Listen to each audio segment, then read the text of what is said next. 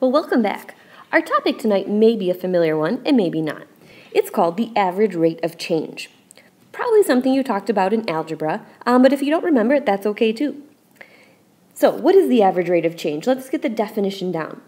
The average rate of change represents the slope between 2 points. And let's just highlight that word slope. All we're talking about tonight is slopes. So we have this great formula that we're going to use to represent the average rate of change. And we definitely want to get this down and we want to have this memorized. You're going to see this on a lot of quizzes. So the average rate of change is f of b minus f of a all over b minus a. So let's tackle our first problem. We'll probably need a nice sketch in the notebook. So again, nice x and y axes, and let's make sure we get the points well. 0, 4, negative 3, 0, negative 6, negative 4, and we'll make that nice line there. So pause it and go ahead and graph that in your notebook. Okay, the first question says, find the average rate of change from x equals negative 6 to x equals negative 3. So the first thing we're going to do is we're going to begin by just writing our formula down. Every time we see average rate of change, we're going to say f of b minus f of a all over b minus a. And now we're going to plug in our values. So my first value is a, and go ahead and put an a there. My second value is b. So I'm really being asked to find f of negative 3 minus f of negative 6 all over negative 3 minus negative 6. And now I'll just evaluate the function. So if I want to find f of negative 3, we've done this in the past week, I input negative 3. So if I input negative 3, which means it's an x, my output, my y value is 0, it looks like. And if I input negative 6, so I'll count to negative 6 on the x as the input, the output, the height, is at negative 4. All over negative 3 minus negative 6, well, those two negatives touching, of course, are going to make a positive. So negative 3 plus 6 is actually 3. And these two negatives are going to make a positive, so I would say the average rate of change is 4/3. So let's try a second problem at the bottom here. Find the average rate of change from x equals, this should say negative 3, that is a typo on my part, so let me cross that off, x equals negative 3 to x equals 0. So we're going to do the same thing. I'm going to pull some room up here. I'm going to start with my formula, f of b minus f of a all over b minus a. So we're jotting down our formula every time. We're identifying our a and b. So I'm going to say my a is negative 3 and my b is 0. And how do I know a and b? Well, just make sure the min is first and the max is second. Negative 3 is smaller than 0. So I'm going to say this is equal to f of 0 minus f of negative 3 all over 0 minus negative 3. And again, we'll just evaluate those functions. So I'm going to pull my graph down a little bit here. I need f of 0. So if I input 0 on the x, the output is 4 minus f of negative 3. I can kind of see that still. If I input negative 3 on my x, the height or the output is 0. All over 0 minus negative 3. Again, those two negatives touching give me a 3. So I've got an average rate of change of 4/3. Now let me just recall, average rate of change was just another way we said to find the slope.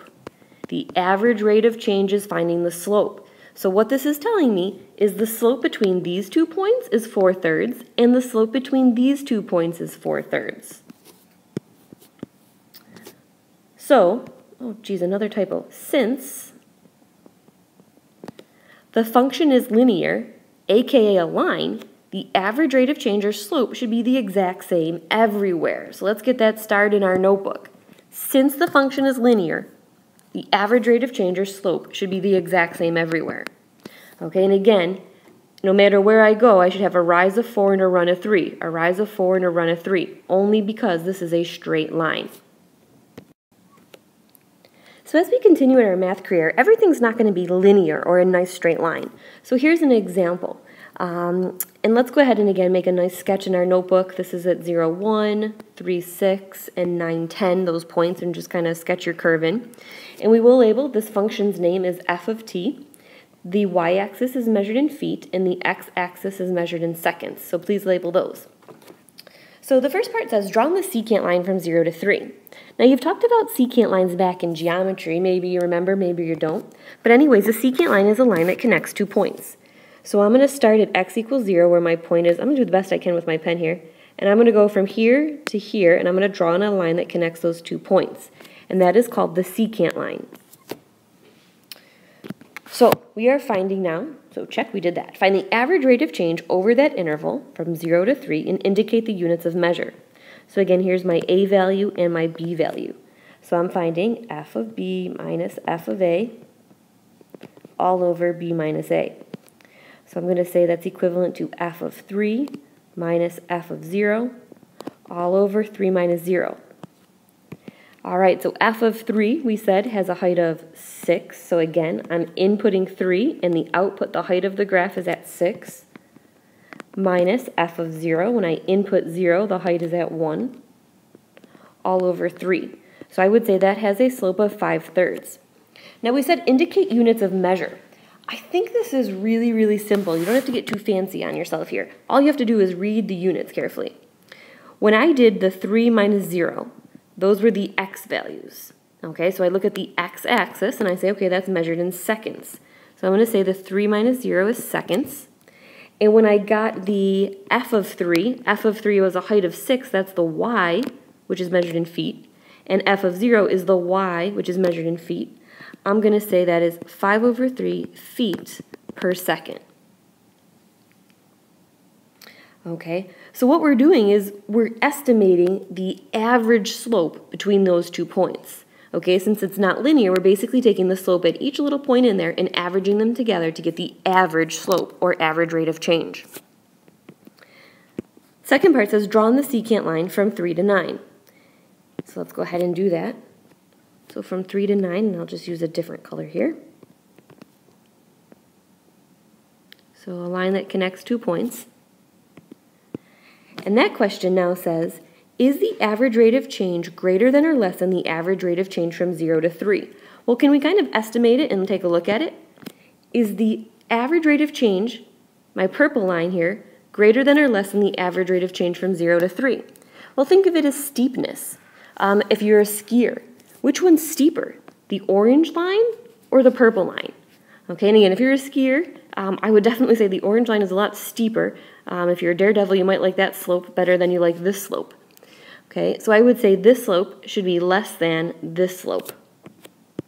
And the question now says, verify by finding the average rate of change from 3 to 9. So let's just verify that that slope is actually less than the other one. So f of b minus f of a all over b minus a. And they say from 3 to 9, so there's my a and my b. F of 9 minus f of 3 all over 9 minus 3. So 9 minus 3 is 6. Remember, those are my x values, so that's 6 seconds. All over, I need f of 9 minus f of 3. So I'm going to scroll back here. F of 9, if I input 9, my output is 10. And f of 3, if I input 3, my output is 6. So that's 10 over 6. So I would get 4 over 6, which is equivalent to 2/3, and that's feet per second. And 2/3 is less steep than 5/3. This number is bigger than 1. 3 goes into 5 once and a little more, and this number is less than 1. So we did estimate, just by looking at the secant lines, which one was steeper. All right, so we've looked at average rate of change graphically. The second way to look at it is in a tabular method or a table method. So go ahead and copy the table into your notebook. You can pause it and do so. And then we'll go ahead and find the average rate of change from 1 to 3 seconds. Indicate units of measure. Okay, so again, I'm starting with my formula. F of b minus f of a all over b minus a. You should have that in your head by now. We've said it so many times. And I'm going to go from a to b. So a is my min, b is my max. So I'm going to say that's equal to f of 3 minus f of 1 all over 3 minus 1. Okay, so let's do the easy part. The 3 minus 1 gives me 2, but 2 what? The 3 minus the 1, if I just follow the table, that is 2 seconds. And now when I evaluate f of 3, when I input 3, input is the x is always on top, y is on the bottom. When I input 3, my output is 40, minus when I input 1, my output is 26. Now that's 40 and 26 what? Well, read the table. Feet. So 40 minus 26 gets me 13 over 2 feet per second. The second part says find the average rate of change from 0 to 2. So we're going to do the exact same thing. Why don't you pause it, try it, and see what you get. So like I said, go ahead and pause it. Hopefully your work matched mine when I did my math correctly. I did f of 2 minus f of 0 over 2 minus 0.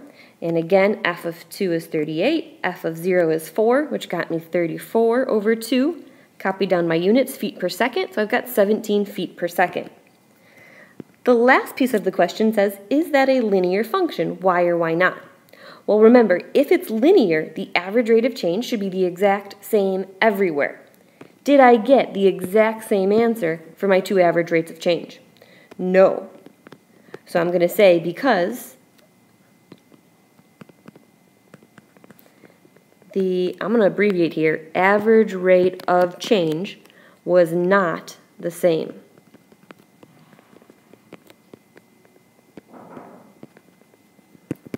Okay, so again, if it's the same, it's linear, has all the same slope. If not, it's just not linear.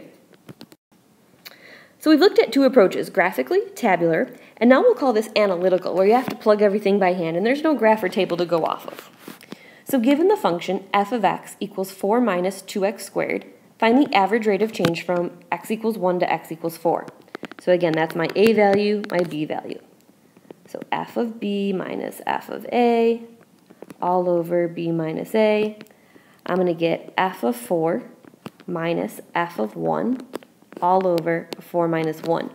Now you'll notice there's no units on that one, and that's okay. I'm going to do the easy part first. The 4 minus 1 gets me a 3. Now I have to evaluate f of 4 and f of 1, so I'm going to do that off to the side and just take my time. F of 4, I'm going to substitute 4 into every x. 4 minus 2, substitute with parentheses, 4 squared. Now be careful with your order of operations. Okay, you cannot multiply first. It goes parenthesis exponent. So this is 4 minus 2, and 4 squared is 16. Okay, it has to be done in that order, and if I keep cleaning that up, that's 4 minus 32, which should get me negative 28. So that's what I'm going to use here, negative 28. Now I'll do the same thing, and I'll evaluate f of 1. So I'm going to substitute a 1 in. 4 minus 2, use parentheses, 1 squared. So that's 4 minus 2 times 1 squared is 1. So that's 4 minus 2, which is just 2.